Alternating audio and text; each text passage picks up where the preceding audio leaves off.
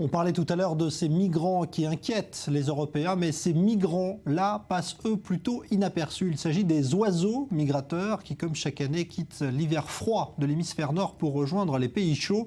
Et leur voyage passe par Israël. Joseph Emmanuel. Elles sont des dizaines de milliers. Les grues cendrées font étape en Israël, comme tous les ans. C'est en ce moment la saison des migrations. Nous sommes dans le nord d'Israël, en Haute-Galilée. La vallée de Oula est un lieu de repos bien connu de ces drôles d'oiseaux.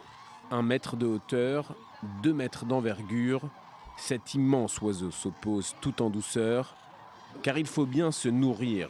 Après plusieurs centaines de kilomètres passés dans les cieux, insectes, jeunes pousses ou graines, ce tracteur en distribuera des millions. En vol, comme à terre, les grues cendrées ne sont pas vraiment discrètes.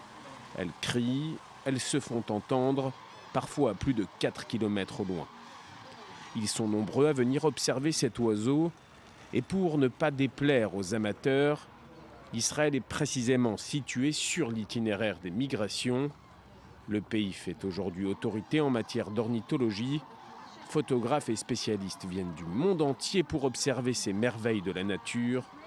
On essaye de se figurer ce qu'a été leur voyage, parfois 2500 km parcourus. Un demi-milliard d'oiseaux traversent le ciel d'Israël 2 fois par an.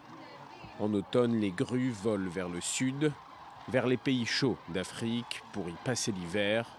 Au printemps, elles retournent vers leur pays d'origine en Europe pour y faire naître la génération suivante.